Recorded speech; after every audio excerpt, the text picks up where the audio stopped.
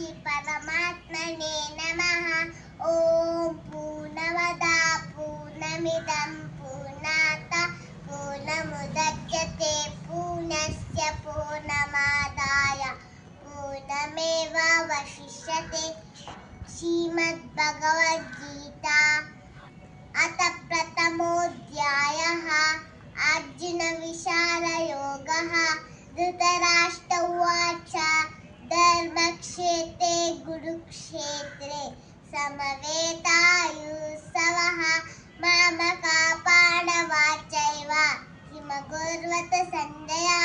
सञ्जय उवाच दृष्ट्वा तु पाण्डवानीकं व्यूढं दुर्योधनस्य ता आचार्यामुखसंगम्य राजा वचनमब्रवीत् पश्येता पाण्डुपुत्राणां माचार्यं नमतीञ्चमो व्यूढं द्रुपदपुत्रेण तव शिष्येण धीमता अत्र शूरा महेश्वासा भीमार्जुन समायुधि युधानो विराटस्य द्रुपदस्य महारथः धृतकेतुस्थितिजिताना काशीराजस्य वीरवा पुरुजित् पुण्यभोजस्य सैन्यस्य नरपुङ्गवः युधामन्युश्च विक्रान्ता उत्तमौजस्य वीरवान् सौभद्रो द्रौपदेयश्च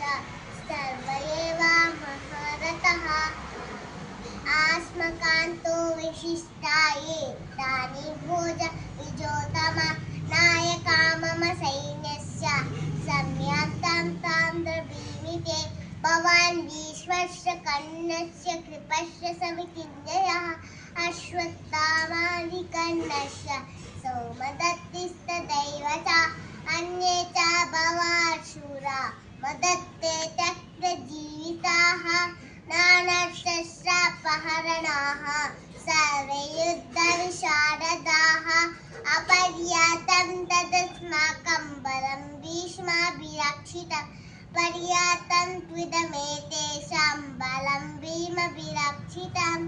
जय श्री राम।